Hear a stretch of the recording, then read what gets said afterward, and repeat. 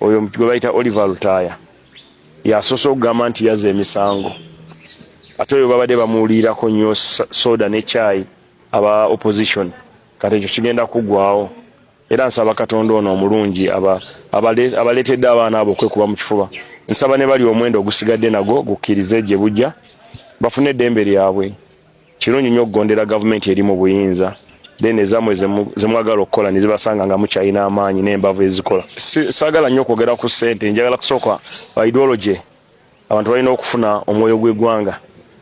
Wakati nga Bobi Wine yakafuluma eggwanga ayolekedde eggwanga erya Canada, amawulire g'abaganda baffe abaasibwa emyaka egisukka 4 nga balangibwa ebyobufuzi gamusanze ayolekedde eggwanga erya Canada.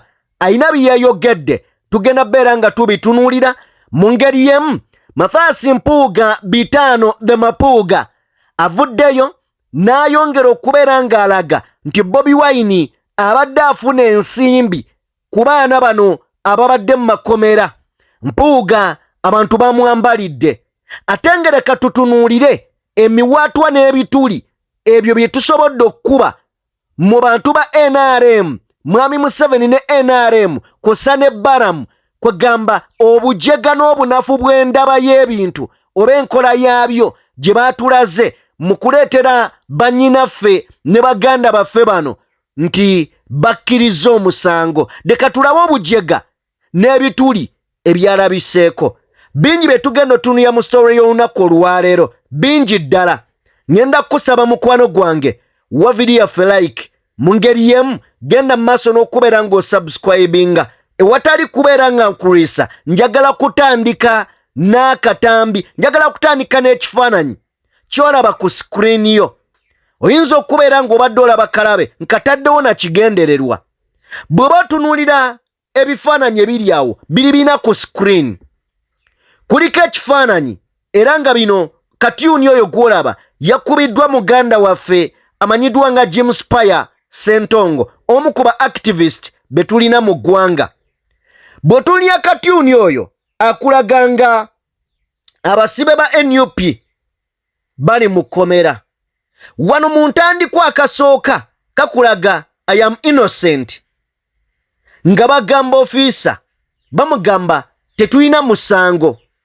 Mu kookubiri ne babateekako empingo ku mikono era ne basigala nga bagamba am innocent, sirina musango.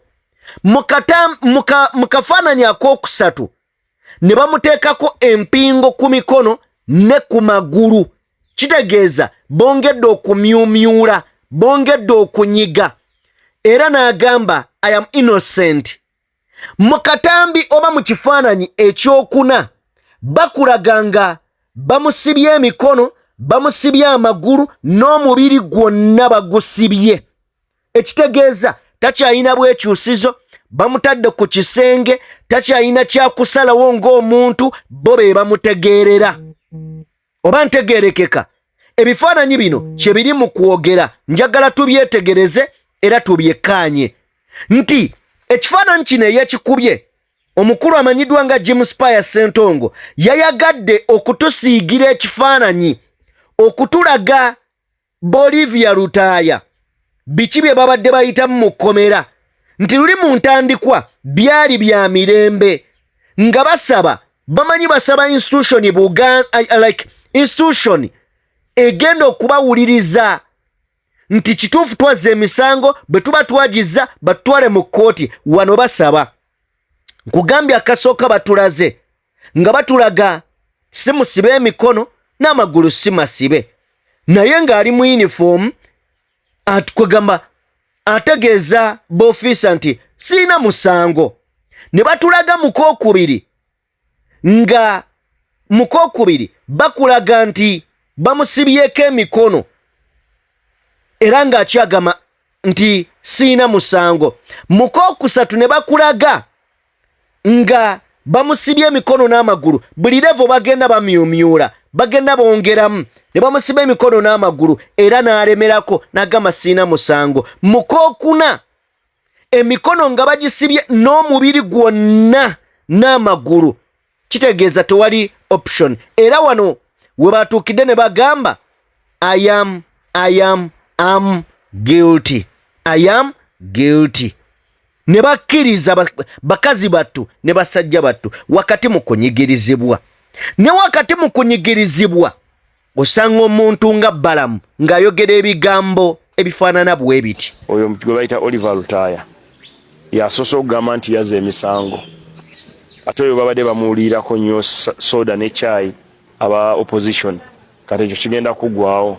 Era nsaba Katonda ono omulungi abaleetedde abaana abo okwekuba mu kifuba. Nsaba ne bali omwendo ogusigadde nago gukkirize gye bujja bafune eddembe lyabwe. Kirungi nnyo okugondera gavumenti eri mu buyinza. Then ezamwe zemwagala okukola ne zibasanga nga mukyalina amaanyi n'embavu ezikola. Saagala nnyo okwogera ku ssente, njagala kusooka ideology. Abantu balina okufuna omwoyo gw'eggwanga. So kyensooka okubayamba okubayigiriza babayigirize ideology ate babayigirize patriotism bamanye eggwanga lyabwe. Oba oyagala eggwanga lyo tojja kuleeta loole ya bipiiro byokye mu kkubo yonoone kolansi ate nkya tumukole. Tojja kukwata jambiya ogende ku kyalo ng'otema abantu oba ng'oli mwoyo gwa ggwanga. So tujja kubayambako mu ekyo bafune training bafune ne skills development then betabe ne mu program za government zino ezenjawulo eziriwo tulina ssente za PDM zigenda ku buli muluka kuba balina emiruka tebazaalibwa mu bbanga balina emiruka gyabwe olweza grow ati ng'oyo Olivia Lutaaya nekisinza okunsanyusa y'omuwala. Lwaki owulira nga Balamu yeesibye ku linnya Olivia Lutaaya era lwaki babadde balwana ogonza emitima n'emyoyo gy'abaana bano? Olivia Lutaaya n'amatishaati gaakubibwa abakulembeze mu NUP ne bannayuganda ne bambala Olivia Lutaaya. Robert Kyagulanyi Ssentamu buli w'abadde ayogera ku Olivia Lutaaya, Machete n'ayogera ku Ssaanya n'abalala. Now babadde balina bagonza, babadde balina bakkakkanya, babadde balina okubanyiga, babadde balina bateekera ddala ku kisenge okusobola okulayira. Mu bimu ku bintu bye babagambye kwegenda okwetondera mwami Museveni. Ekintu ekyokubiri kwe kubeera nga babasuubiza obbazimbira amayumba. Bino byonna bye twogera si bipya, already twabiwulira.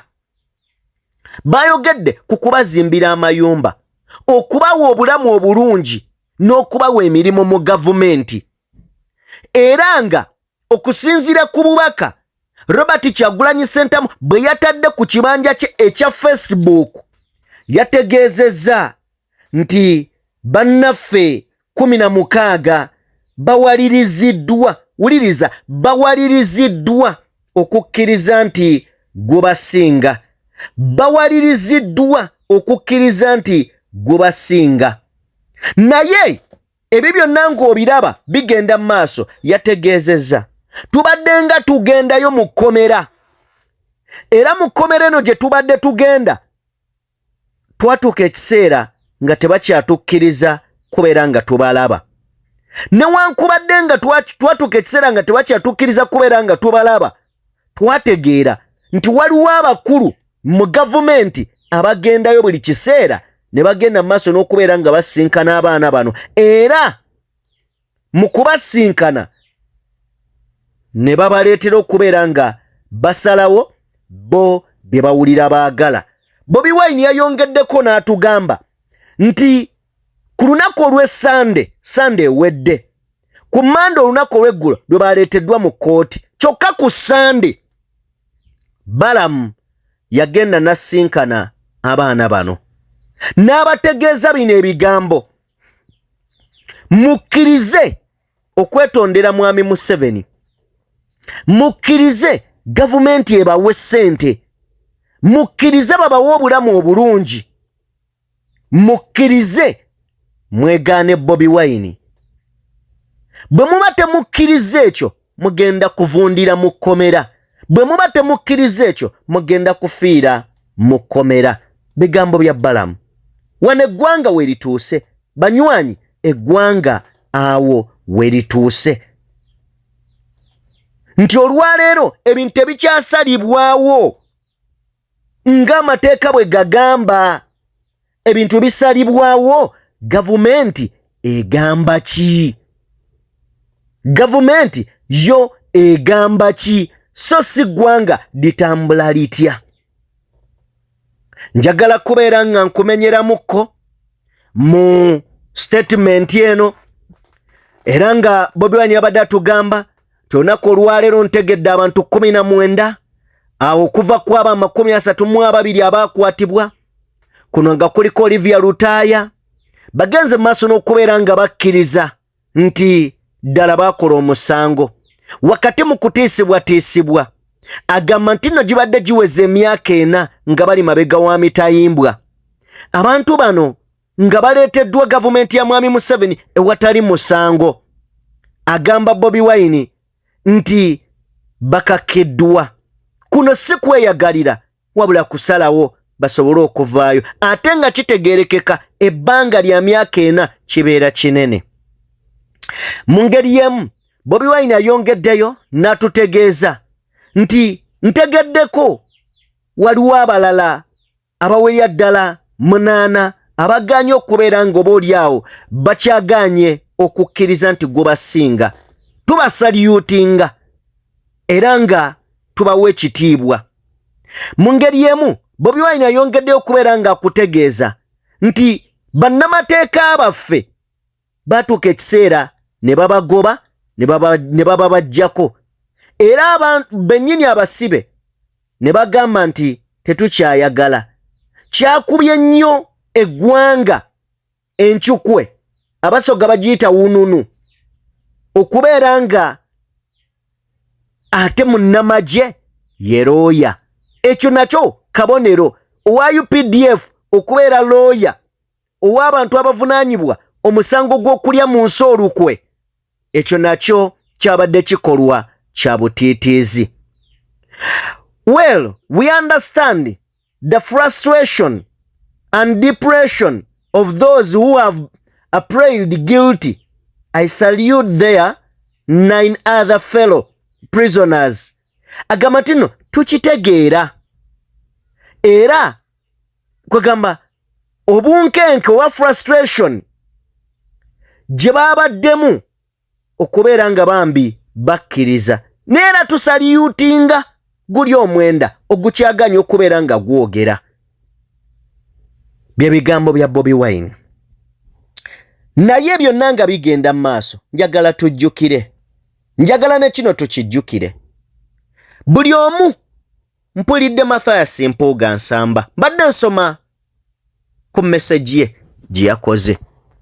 Mpuuga agambye bw'ati, bannange ensi si nnyangu. Mpuuga bino bye bigambo byayogedde, munzikirize mbisomeko ko katono newankubadde tujja byeyongeza mu maaso awo naye munzikirize mbibayitiremukko. Agambye bw'ati Mpuuga the Mapuuga, njagala kubeera nga njifuna. Agambye one day the world will know the actions of individual actors in this war mess in which our comrades have suffered while others furthered their nests. Ekigambo kyategeezezza agamba nti nno olunaku lumu ensi ejja kumanya ani abadde aganyulwa, bassekinnoomu ki ababadde baganyulwa mu bannaffe okubeera nga bali mu kkomera era ababadde bafunamu n'ensimbi. Eno message ebadde egenda direct ku Bobi Wine.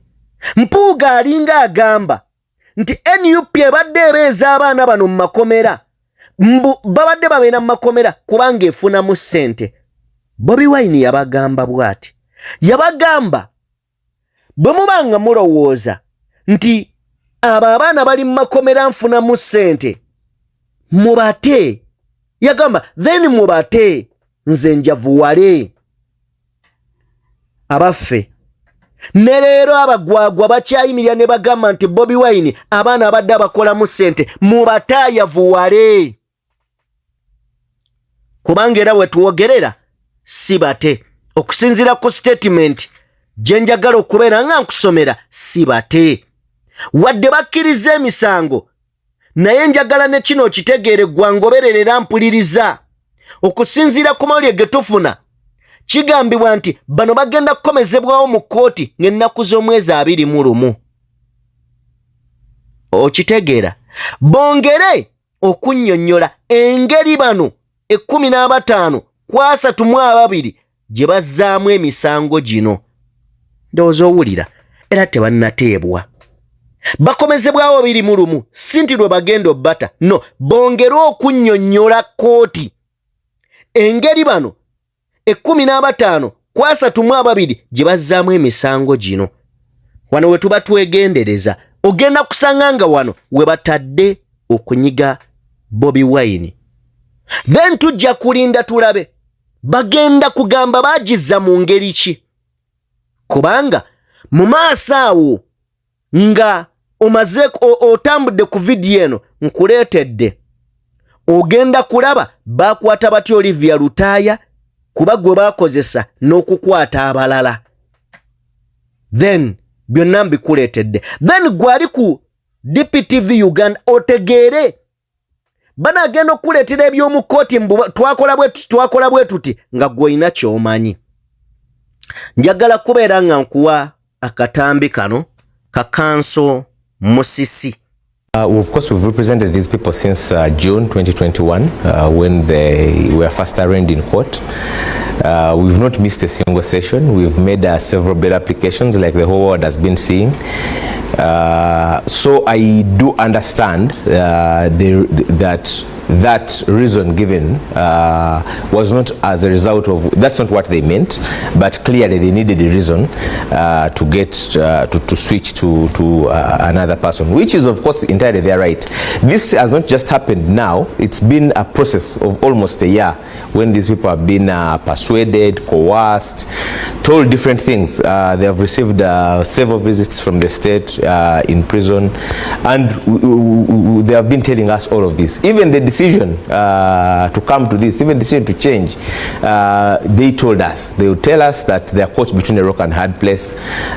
They need their freedom. They know that they have been very unfairly treated by the system. So for me, I totally understand them. I totally understand the motivations behind it.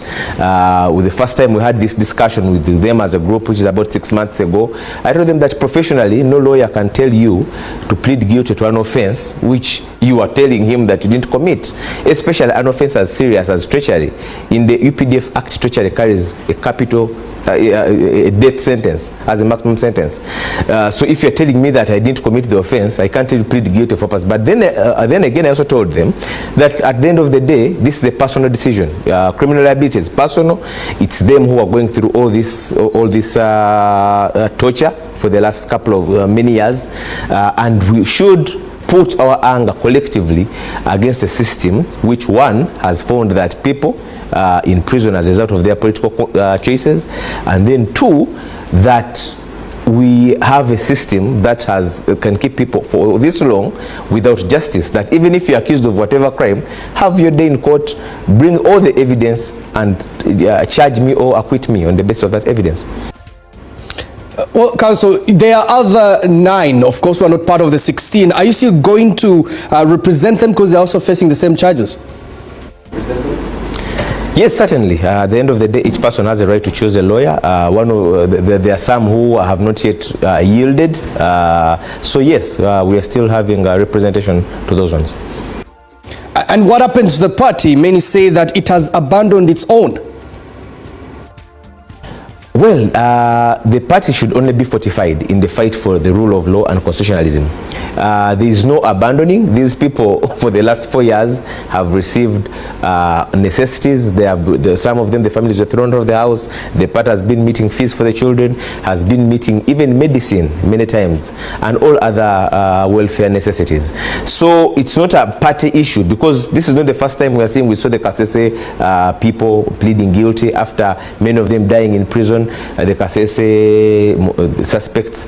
So for me, I think it would be narrow to look at it in the sense of the party, because tomorrow it will be another person facing this. We should all turn our collective anger against a system which holds prisoners of conscience, which holds people possibly when they should not be in prison in the first place. So I think we should only be fortified to fight for the rule of law in this country. Ekitiibwa omulamuzi tusaba otuwuliriza olunaku lw'olwaleero twakwatibwa nga tulangibwa ebyobufuzi twakwatibwa wakati mu bbugumu ly'ebyobufuzi ebyali bitambula tusibiddwa emyaka 2 nga tubonaabona olw'ebyobufuzi ebyazanyibwa bwe kubanga okuwagiraho nali Kyakozze musango gwa naggomola mu ggwanga tukooyo tuzuuza wotutwalawo otuzza tusaba batusalire tukole obusibe bwe tumanyi nti twasibwa olw'okubeera nga twawagira omuntu eyesimba ku Nakyemalira Museveni ne banne nsinziira ne waloneza babi kabaka waffe owa Buganda aveeyo obutereevu ku nsonga zaffe tuli baana ba Buganda baveeyo ku nsonga zaffe fe abaana ba Buganda tuli mu kuvuulira mu kkomera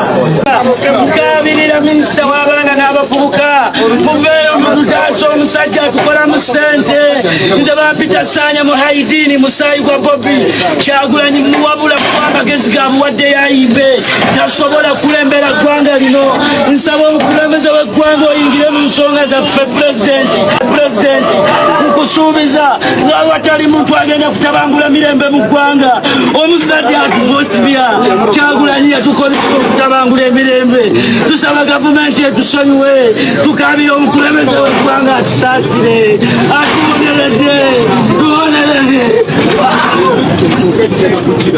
ekimu ku bintu eby'obugwagwa ebyobunafu n'endaba y'ebintu NRM engeri gyekwatamu ebintu byayo kati ani gwe mukyadongowaza agambe nti abo abaana basaliddewo mu kwagala kwabwe. Of course tumanyi kyekyatuuseewo tumanyi kyekigenda mu maaso neera olw'obutamanya bwammwe n'okulowooza okutono ne mwambaza omuntu yinifoomu yammwe eya yero eya NRM. Ako kabonero akalaga abantu baakakiddwa mwabatumye kubanga mujjukire omuvubuka oyo ye yavaayo n'ateekawo embeera mu kkooti ng'agamba nti tulangibwa mbwemage lwakuwagira Honorable Kyagulanyi. Omuvubuka oyo azze ateekawo embeera mu kkooti erabisa era bw'oba olaba mu kafaananyi akatono ku mukono gwo ogwa right ng'omusirikale awalabanya oyo gwawalabanya ye Sanya eyayogera biri era eyayogedde bino ti Bobi Wine addeyo mu ndongo ye addeyo mu bidongo tasobola kufuga ggwanga. Omuntu ayinza okukuteeka mu kanyigo kambayo ka story kamu katono nnyo. Omwaka gwali gwa 2012 emakindye waggulu awo abamanyi emakindye waliwo omuvubuka bali bamuyita Hassan yavanga bukoma nsimbi bakwata Hassan ng'ava ku mulimo ne bamutwala nga bagamba oli yamuwaayiriza nti ayine emmundu ne bakwata Hassan ne bamukuba ne bamukuulamu enjala ne bacunya Hassan ng'agamba sirina mmundu bannange sikwatanga ku mmundu simanna mmundu weefaanana ne bamukuulamu enjala ne bamukola buli kimu ne batuuka omusiba ettaffaali ku busajja bwe. Hassan ekimu ku bye yasalawo okukola yabagamba nti emmundu njirina yakkiriza naye ng'amazima gali nti tagirina yabagamba emmundu njirina ne bamugamba eriwa n'abagamba eri wa maama mu kyalo ne bamussa mu mmotoka ne bamuvuga paka bukoma nsimbi n'atuuka mu luggya maama we yakuba omulanga ng'omwana tasobola kuyimirira bamukubye bamukutudde amagulu enjala baziggyeemu. Bwe yatuuka mu luggya n'okuyimirira nga tasobola yagwa bugwe n'abagamba kati ntuuse waka mu maaso ga maama wange oba munzite emmundu sigirina mbadde njagala munzitire mu maaso ga maama wange. Kati omuntu akuteeka mu mbeera ng'olina okukkiriza by'ayagala n'otuuka n'ogamba ye kino nakikola olw'okukkakkanya oweweeze either ku mbooko oba ku kutulugunya. wadde baba bagenda kuddamu bakutulugunye naye ogamba waakiri kampeweeremuko essaawa ng'emu nga tebankuba oba nga tebancunya. Then bano abaana ke katu ke baabaddemu kyova laba mbagamba temubanenya. Emyaka ena minene mingi, emyaka ena mingi nga waleka abaana b'ebweru, nga waleka mukyalo, waleka baawo, waleka abaana bo, waleka bazadde bo. Egyo emyaka mingi ebitagambika, mingi baganda bange, mingi. Naye njagala tulabe buno obutambi, ngenda bubawa bubiri. Akamu kafuulu figa, akalala ka Franka abaho. Katusoke tubuveemu, then nzije tweyongereyo. Abakuterako ekyoyisi tebagete mumutwala mu kooti. Teetaaga kooti. Laka ekyoyisi ebikolwa byokoze bikumala okubanga oli mu safe house nobeere forever obulamu bwo bwonna. Tolaba ku musana, tolaba njuba, tokola ki. Tewetaaga genda mu kooti. Ukoleyo ki? Kabereyo maduba teetaaga kooti. Mwana musalawo kulinyirira bulamu bw'abantu kubanga muli ba kitalo nnyo. Laka ekyoyisi bakuwana ddamu ovume. Nze Katonda leero nkwogeddeko njagaddemu bikkula akamwa. Olina nnyoko ne kitaawo ne muganda wamwetedde ebizibu. Ate naawe mmenemenya nkulabula. Bw'oba olina nsina mmenemenya yekka. N'oyo omuvubuka ayambala masiki naye mulabula. Bajjawo kati. Naye bw'oba wadduwetinga Laka Choice wenna ku page yo nga wadduwetinga Laka Choice ogenda kuteganda no Uganda Museveni agifuga si Kyagulanyi. Kati njagala okubira Bobi Wine akujje woli. Owaddamu. Ana n'abasirikale bakwogerako wavumeera. Kati nange envuma. Nange envuma bawayita musajja. Ndowooza kansoke njogere ku fuulu figa ye ng'omuntu. Lino eggwanga we lituuse. Bwe nali nkola twali ku program empiso eya Viki ku Viki exclusive. Nabagamba lino eggwanga we liraga wabi. Ebigambo bya mwami Muwoozi byayogera nti teri civilian ajja kufuga ggwanga lino. Tata wange bw'anaavaako anaddako ajja kuba w'amagye, wataabe w'amagye ajja kuba wa poliisi. Ebyo ebigambo byali binene, byali birangirira nti Uganda nsi efugibwa wansi w'amagye. Wansi w'amagye. Bw'owulira fuulufiga byayogera, oyinza ogala lwaki olese fuulufiga ate n'ogenda mu magye. Fuulufiga ebigambo byayogera bikulaga ensi tetambulira ku mateeka. Bikulaga ensi tetambulira ku mateeka, etambulira ku biragiro, etambulira ku order ezaabo abagifuga. Lwaki? Fuulufiga akugambye Laka Choice nze sikkiriziganya na ngeri gy'akolamu oba gy'asindikamu bubaka bwe kubanga awemula. Waliwo engeri y'obbuwa nga towemudde muntu. N'otegeeza ky'oyagala nga towemudde naye awemula. Newankubadde Laka Choice awemula, tosobola kuvaayo n'ogamba nti tasaana na kuleeta mu kkooti. Asaana agende ruzira nga talaba yadde ku njuba yadde ku musana. Laka Choice tatta muntu. Naye abantu bamu defending nga fuulufiga batemu batta abaana b'abantu. Batwala amataka g'abantu. Fuulufiga omuntu yenna n'omutemu adeservinga okuwulirizibwa. Agende mu mboga z'amateeka bamuwulirize asalirwe ng'awuliriziddwa. Oba mulabewo eggwanga eritambulira ku mateeka ekyo kye liteekeddwa okukola. Laka Choice oba avuma mukulembeze wa ggwanga oba avumaani bw'akwatibwa yeetaaga okuwulirizibwa mu mbuga z'amateeka ly'eggwanga eritambulira ku rule of law. Naye oyimiridde ku TV otegeeza nga bw'oli kafulu mu kukwata abaana era gwe tebakuvuma, abamu tebeetaaga. Ayogera you nothing. Tolina kyoli ku basajja abakozesa. You nothing. Era amazima gali nti tulinda kulaba ku end results zammwe. tulinda kulaba ku end result zammwe tugende katambi kabaho Lake choice confirm lyakwatiddwa buli muntu yenna avuma government ya Museveni. This is the time eno yesaawa bali baba wa kibayita akalembesereza nga muli eyo but obudde bwamwe butuuse time etuuse ngenda batera wawo kifaananyi kya Lake choice akwatiddwa era esaawa ezitali zawala ngenda waali ngenda kukola video naye era njibateereyo bwe maliriza njagala kunoonya madubala gye bamusibidde. Buli muntu yenna avuma government eno yesaawa ogenda kukwatibwa oba oli sekadamu oba oli nakadamu oba oli kadamu oba oli biki mwena mugenda kukwatibwa. Twabagamba muve ku government mujja givuma mu budde obwammwe si buno.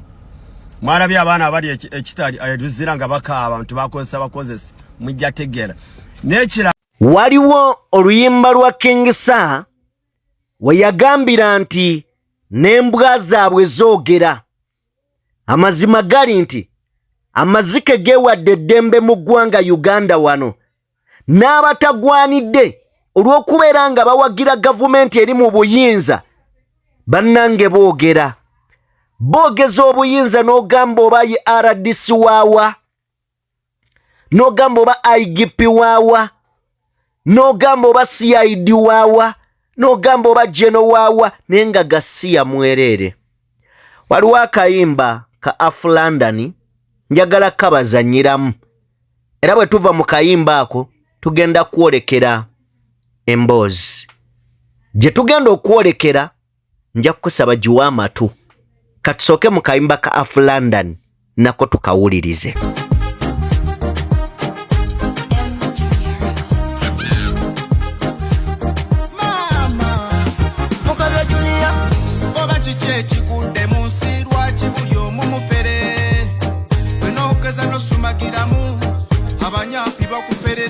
Mufere abatulimu bafere abasinga bafere baline mu opposition bafere oyo besije mufere uka mufere lukwago mufere ese muju mufere mufere ku mufere wano nalaba mpuga kajazunga ngaline bwanika yatuleka mu bbanga katakyusa kolera bakundi kati mumanye kyokkola buli omu yeetaaga munne yenkola naye buli kimu kyatufa kuba agafere galinnye ku jjiya agayaye gakaza amaaso mugalemese mujje y'embooko mujja kulaba nga tuwangudde alo buli omu mufere oba kiki ekigudde mu nsi lwaki buli omu mufere bwe noogeza nosumagiramu abanyampi bakufererawo bafere abatulimu bafere abasinga bafere baline mu opposition bafere oyo sekko na mufere meyeka mufere oyo amongo mufere mufere ku mufere fere. This is a dedication to my country, for God and my country. The Dogon Nation President have London say so. Oyo ya London. Mawulire ge tujja okutuusaako maaso awo His Excellence Robert Kyagulanyi Ssentamu ali mu ggwanga lya Canada. Yagenze kukola ki? Kyekyamututteyo? Lwaki yagenze mu kasirise? Byonna ngenda bikuleetera mu video yaffe eddako. Naye nzikiriza olw'obuwanvu bw'eno gye ngenda okuwa neme kulandagga. Kankuwe akatambi kano kakoleddwa muganda waffe Modekayi Muliisa. Muleeta dwansonga wabawo ebintu by'abannyonnyodde nga tebyetaaga obiddemu okusinziira waba binnyonnyodde. Njagala tulabe olukwe lw'okukwata abaana bano dwali lutya, dwalukibwa lutya era baabafuna batya.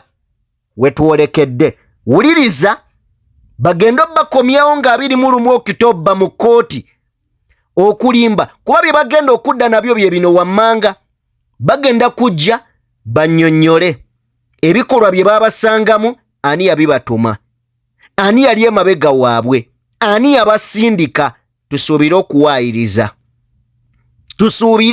okuwaayiriza then nga tebannaba kuwaayiriza gwe owulire ekyo kye bagambye sooka owulire kye basooka okwogera ng'oyagala okukwata obulimba bw'omuntu tunula mu gyenvuddewe eno gye tutandikira nga tetunnaba kubeera ki oba oli awo twogera amazima naye eno ensi ng'etufrustratinze ensi tutadde ku kisenge tutandise okunonooza biki tutera okulimba then kankuwe akatambi kano mbaagala nnyo mwenna abangoberera. Njagala kutandika. I want to start with showing you this video. It breaks my heart. I don't know how many times I've watched it.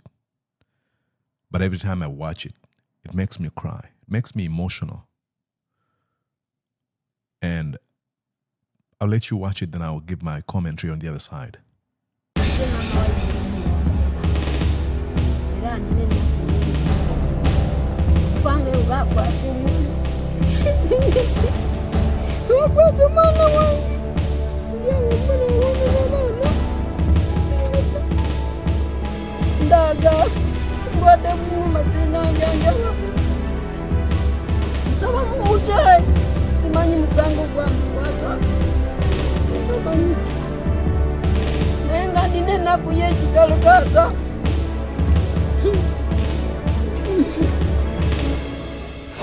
Sorry, ma.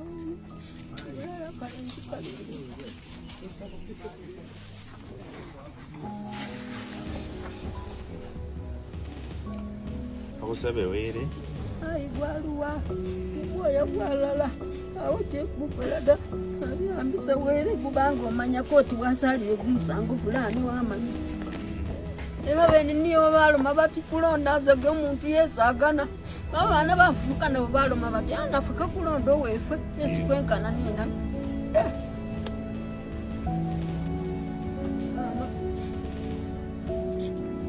That's what they've subjected our parents to. Omukazi oyo akaaba olw'okukwata omwana we gamba tamanyi na musango gwamukwasa. Ibrahim Wandera y'omu ku baasibwa babagulako emisango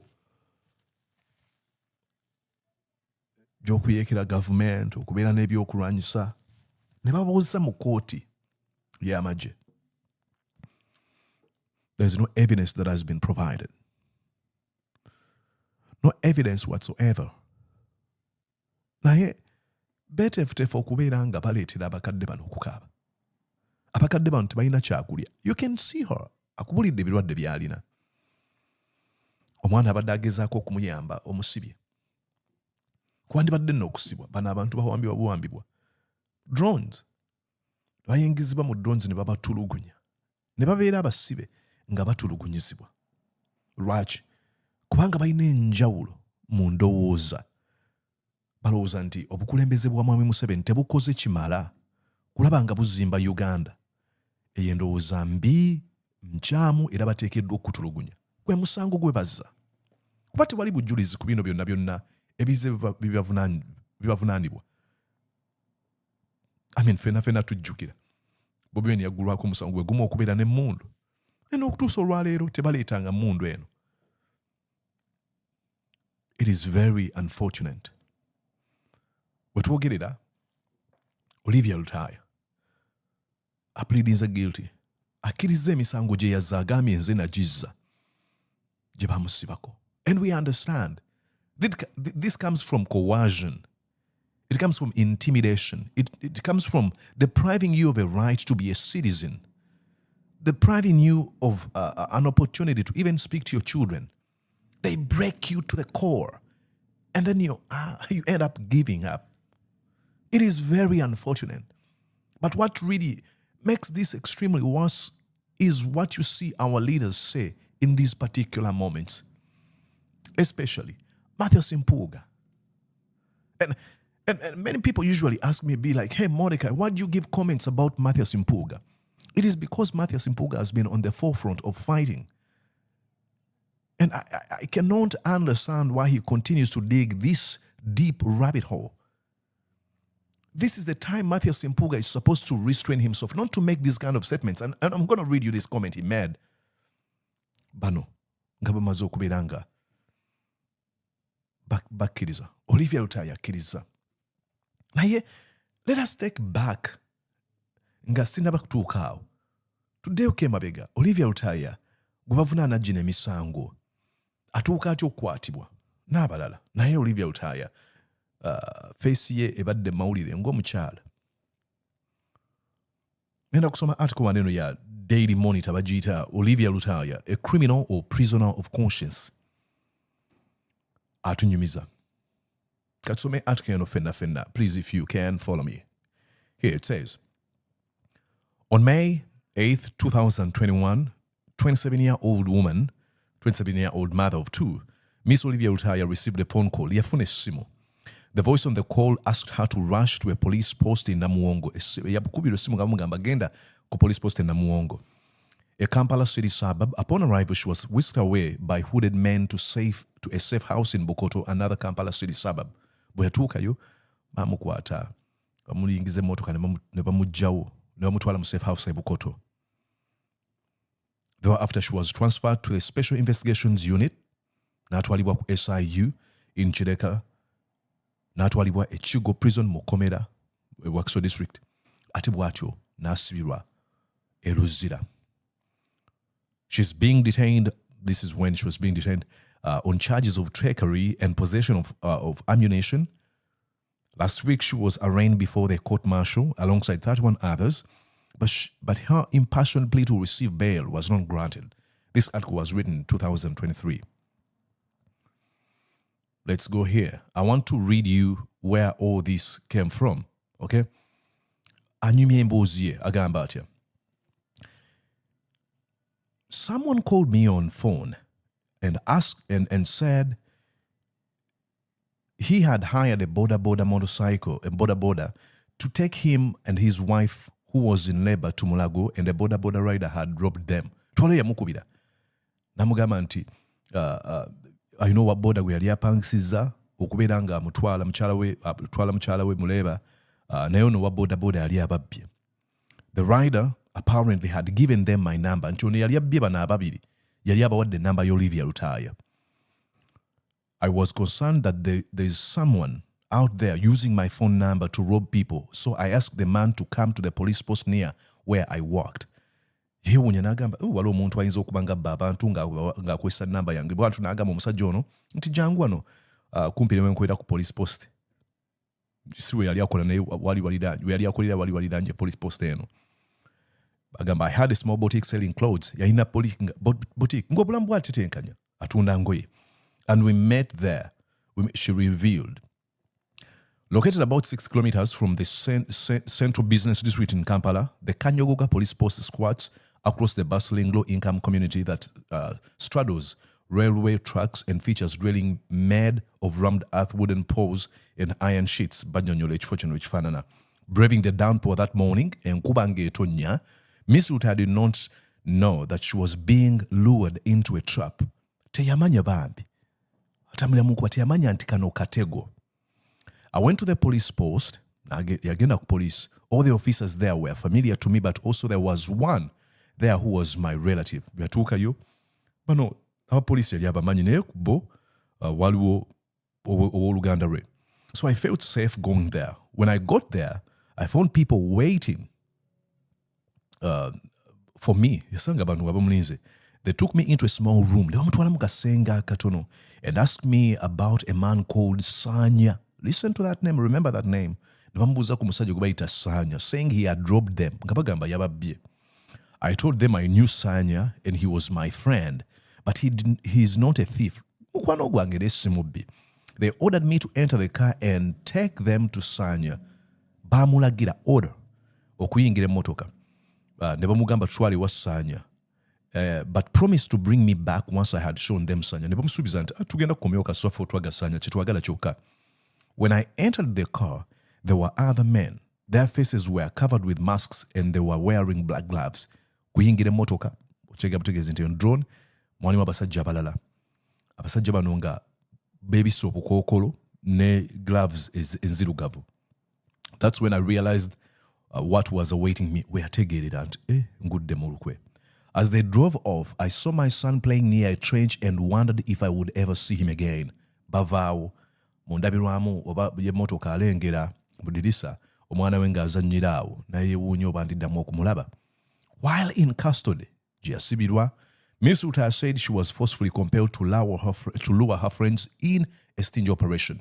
Bw'atyo yakakibwa okubeera nga asendasenda oba atega banne asula banne mu luno olukwe. Agamba nti I'm reading this article. Okay. They took away my phone. Bamujjako essimu.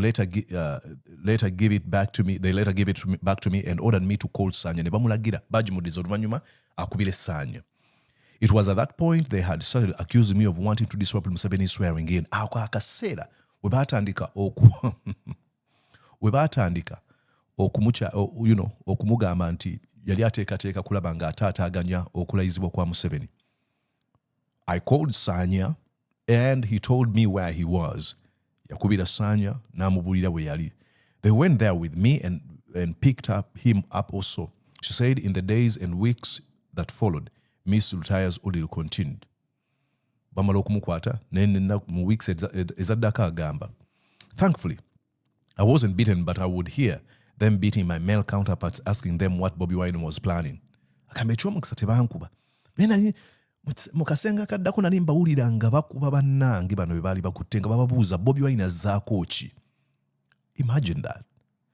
There was a police officer who protected me and warned the others not to lay a hand on me. Waliwo musirikale omu, and this is what I usually tell you, nti mubeeramu mu bantu. I have still hope in humanity. Waliwo omu yagamba temumukuba.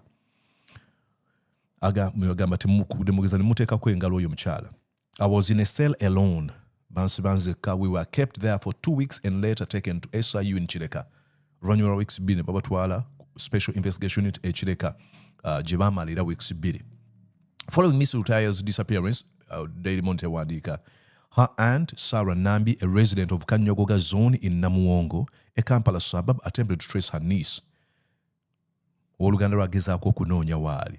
After a while, I called her phone and she answered and reassured me that she would be back shortly, and she told me to take care of Jeremiah. Oluvannyuma yakuba essimu ye, Olivia Lutaaya n'akwata essimu n'amugamba nja kudda dabirira mutabani wange oyo Jeremiah. I called again a day later and many days thereafter for the next 3 months and no one answered. Yaddamu okuba essimu nga tewali akwata. Nambi oluganda lwa Lutaaya atubuulira. Miss Lutaaya was eventually produced in court and charged. We were taken to court and charged with being in possession of ammunition. Batwala mu kooti ne batulanga okubeera nga tuyina ebyokulwanyisa. Later we were charged with trickery. They claimed to have found us with bombs, bottles, etc. after we were remanded to Luzira and others were taken to Chitalia. In short, byebyo. Omukyala ali mukola ne bayita mu lugezigezi okubeera nga bamukwata. N'okutuusa olwaleero oba olunaku olw'eggulo we yakkiriza emisango. Of course, baamukase. But as all these things continue to unveil, the Secretary General of the National Unity Platform wrote a message ku platform ye ng'ayogera ku kino ekyatuuseewo. Wansi awo Mathias Mpuuga n'awandiika nga muddamu bw'ati. One day, the world will know the actions of individual actors in this whole mess in which our comrades have suffered while others feathered their nests. Now, feathering a nest is an idiom, means illicitly amassing wealth out of someone's suffering. Okufuna ensimbi mu ngeri etali ntuufu ku lw'omulala ng'okola ebikyamu. He's taken aim at Bobi Wine. It is very unfortunate that Mpuuga continues to do this. Mpuuga, this is a lost battle. You don't have to do this. I'm telling you, my brother, you don't have to do this. This is a very gone case.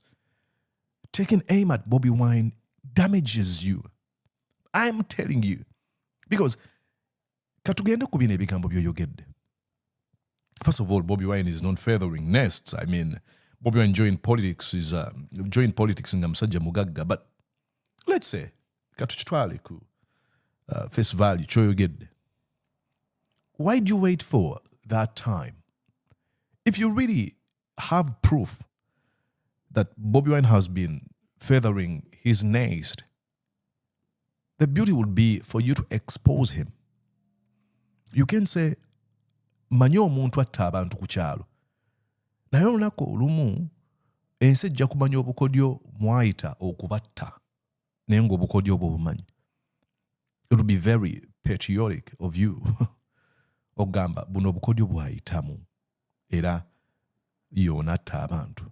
But the moment you say, one day the world will know the actions of individual actors in this whole mess in which our comrades have suffered while others feathered their nests, then it shows sort of obutafaayo ku kubonaabona n'ebizibu abantu bye bayitamu. If you truly know, please tell us. And then on the other hand, I hope Mpuuga restrains himself. This would be my plea. This is where I ask him, please, would you restrain yourself if you want to revive your political career? And look, I'm not your political advisor, naive, but that's what I'm thinking. Why are you doing this, Mpuuga? At a time like this, when our comrade has been coerced into pleading guilty, it is very smart of you. It would be very smart of you. It would be very political right of you to say, it is very sad that these people have been coerced by the Museveni regime. The regime that has forced Olivia Lutaaya to plead guilty is the one that should be taken aim at, not your political opponent. This is a time where, I can simply say the by and large, gaslighting of people is manifested. Because if our folks have been coerced into pleading guilty, we do not turn around and start blaming each other on how our strategy failed. The ultimate focus should be who caused our people to plead guilty. And that is Museveni. Because he's the one who arrested these innocent people. Tusakata tukunenya, otoyawukanye ku bantu bempulira. Bobi Wine attisa abaana b'abantu. Ani abatta? Olivia Lutaaya taweebwangako ssente kubeera nga ayagala ggwanga lye. Ya offering obulamu bwe okulwanirira ensi ye. Museveni tojja kwagala nsi yo. Oyagala ensi otya? Ogyagala otya? N'amusiba. Tosobola kugamba nti Bobi Wine ye yamusibya. No. Okusalawo okwagala eggwanga lyo n'ogamba ono ye political candidate gwe nnonze okubeera nga nkulembera mu kino, tekitegeeza nti akukozesa. No. Bobi Wine attisa abaana b'abantu. Ani abatta? Kiso kya mbuzi kirekerera omussi ne kitunuulira omubaazi. Come on. Come on. Tusobola kwogera bigambo bino. You can't. Feathering his nest. Unbelievable. Unbelievable. And you forget how many times you yourself tried. At one time, you even demanded that our members of parliament protest against, parliamentary sittings in ways, one of the ways to express their dissatisfaction until these folks are released. And you didn't do it, and the rest of other folks. But I cannot put my focus on blaming you. The ultimate focus is on Museveni, who arrested innocent people in the first place. And that shouldn't be difficult to understand. Come on, Mathias Impuga. Oh my God. Oh my God. This is the time where you would think that politicians all in unison say it is wrong. Museveni shouldn't be coercing people. But as I followed all these events of Olivia Lutaaya and the rest of other folks who have pleaded guilty, my attention was drawn to one of the comrades I truly respect, and that is Sam Mugumya. Used to be personal assistant to Dr. Kizza Besigye and was arrested in Ndoro military prison. Bamusibira in Ndoro military prison. Mukomera lya magye. Neyamala n'avaayo. Naye ng'akyaliyo. Sam Mugumya gave a very impassioned speech. And I'm not going to I'm going to play you the entire speech, but some of the key words he said in that speech, I'll play you, then I'll come back and make my conclusion on this video. Comrade, most warm and fraternal greetings from your fellow activists in Ndolo military prison in Kinshasa. As you are aware, we continue to be held in military detention without trial for 4 years now. While we are chained in here, we know that the heavy yoke of despotism weighs you down out there. Yet we must all trudge on and bow, knowing that our resilience will ultimately smash tyranny's instruments of repression. Friends, Uganda is at a painful but defining moment in its history. This is the time when the old and decadent system is desperately fighting for its life and the new is struggling to be born. This has made the regime more dangerous but more vulnerable. The frenzied tempo of repression that we are witnessing today is the climax that precedes the fading soundtrack of tyranny's final retreat and defeat. Though the system is negotiating its final bend, the tyrant is in a state of denial. He is high on power, that potent that makes rulers stagger and slow. The move to create a presidential monarchy is testimony to this. Museveni cannot imagine himself out of power. Governing has become his way of life, and the pursuit of power a pathological deformity. To paraphrase Tolstoy, dominating others is a pleasure, a habit, and a necessity to him.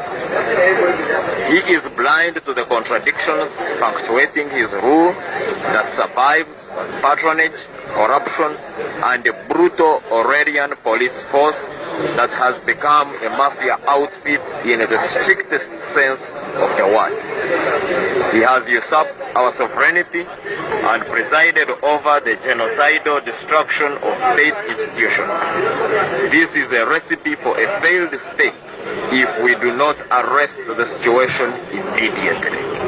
The wave of Tubaremese therefore gives us an opportunity to deal a death blow to the system, to give Napoleon his Waterloo. We must charge forward with even greater resolve to defeat the despot. This calls for meticulous organization, bold, defiant civil activism, and any other means necessary to annihilate the constitutional delinquent. To achieve this, all progressive forces must display a principled unity of purpose. Let our cause and suffering be the glue that holds us together. Our mission is clear. We struggle to reclaim our sovereignty. We fight to have full authority in making decisions that affect us as a nation. This mission should motivate us to unite. Differences of opinion on how to get rid of the despot and who takes credit for which achievement should not divide us. While we fight amongst ourselves, mothers continue dying, giving birth, kids continue getting a Bantustan education, citizens continue starving, and the despot continues to steal, kill, and destroy.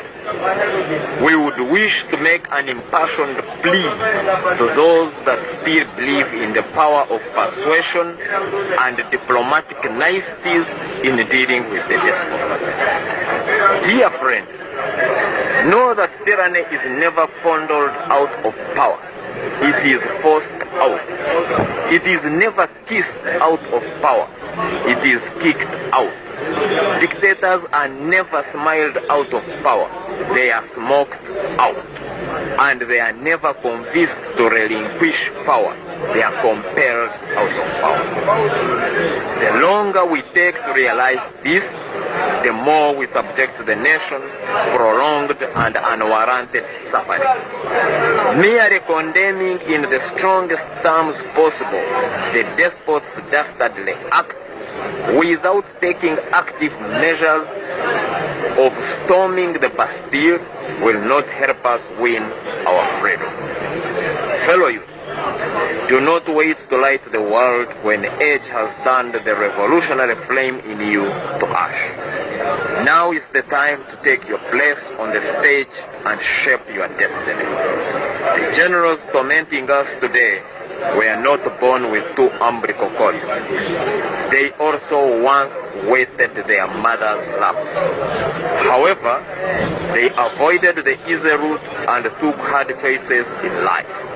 Today we are all struck by them. You too can be all you want to be if you dream big, act bold, and not give up. The future begins today, and it is in your hands. The downtrodden, let us resolve to liberate ourselves by all means necessary.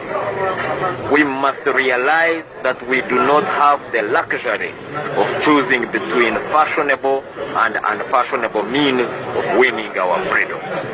We shall not win our freedom by catwalking on the political fashion stage. We should not be choosy on the means of liberating ourselves. Whether the mosquito is sprayed or slapped is immaterial. All we care about is whether it is dead or not. He who is already down does not fear to fall. In Zimbabwe, Emerson Mnangagwa took the so-called old-fashioned route and got rid of Mugabe. The catwalkers in Zimbabwe are still in the spectator stand. We are waltzing on the modern stage and still stuck with ourselves. To the tyrant, we say, know that though our souls are battered, we are not broken. The scars you have inflicted on our hearts are the indelible seal of our freedom's price. Gloom will give way to gladness when we surmount freedom's obstacle course. But you have nothing to fear, for you will reap the justice you deserve when your kingdom falls. Comrades, we pledge that even from behind bars, we will continue struggling, because there is no prison that can jail our reason. We have composed songs as our humble contribution to the gallant efforts that you are making out there.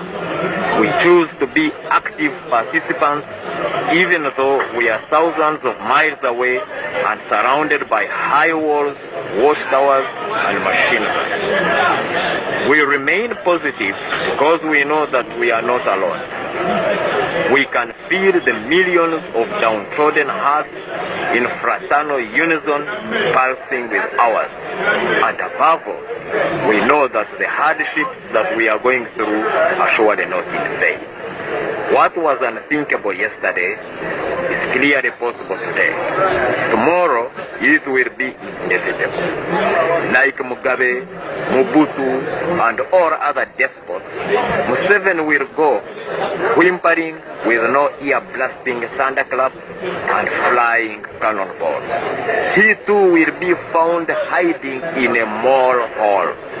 He too will sweat plasma like Bagbo and plead for his life like Gaddafi, the king of kings. This message is from your fellow activists detained in Ndolo military prison, Kinshasa. We hope that you find our songs inspiring and enjoyable. The struggle has just begun. La luta continua. Listen to that one. I mean, if you're not motivated by that one, I don't know what will. But it says, comrades, most warm and fraternal greetings from your fellow activists in Ndolo military prison. And I'm going to jump a few lines and go here. It says, while we are chained in here, we know that the heavy yoke of despotism weighs you down out there. Yet we must trudge on unbowed, knowing that our resilience will ultimately smash tyranny instruments of repression. We must trudge on. And then he goes on to say, the frenzied tempo of repression that we are witnessing today is the climax that precedes to the fading sound of the tyranny final retreat and defeat. He says, though the system is negotiating its final bend, the tyrant is in the state of denial. He is high on power, that potent that makes rulers stagger and slower.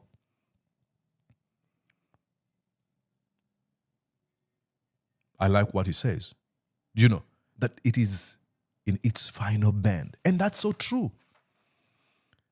He says he has usurped our sovereignty and presided over the genocidal destruction of the state institutions, just like the judiciary.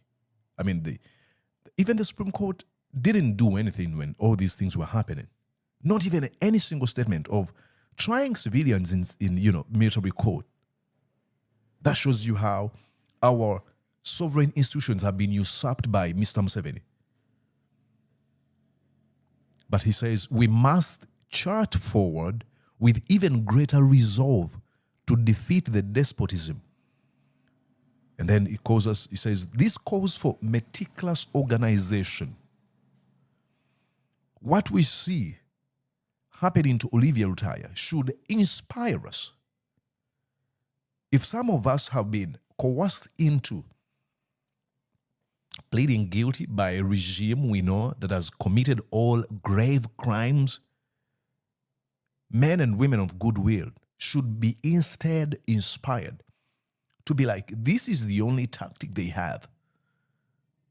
Museveni is in his last days, and we cannot give up. Do not resort to self-victimization or self-criticism. Folks are going to gaslight you and tell you that probably you didn't do enough. And probably they may have an argument that they may have a point. But the greater point is, who put our comrades in this position where we had to fight and some of us lose lives? It is Museveni. Keep your focus on Museveni and his son and a cabal of folks he works with. Olivia Lutaaya didn't commit any crime, and the rest of other folks. There shouldn't be any amount of gaslighting that should question your actions and your beliefs. We are living under a dictatorship, a regime that has amassed the wealth from depriving people of the right to be citizens, through all forms of abusing all traditions of democracy. We're living under tyranny, Museveni. And that is the only thing you should focus on.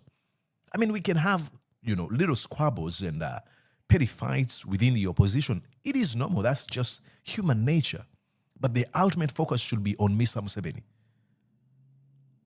who has abused, used, destroyed our people. That he abducts people, tortures them, kills them. And someone comes out and says, oh, you didn't fight enough. Come on. How about this person that killed them? How about we shift our attention to that person? This really makes me emotional. Pisses me off, to say the least. And I don't want to get pissed off, okay? All right. You're going to do this thing. Subscribe to the YouTube channel. Yes, the feed if you really like the commentary here. And use this platform to continue pushing voices of change, voices of liberation. I usually want to remind you of the words of Martin Luther King Jr. I love them because they inspire me every day. He said, the arc of moral universe is long, but it bends towards justice. Change takes a long time, but it does happen.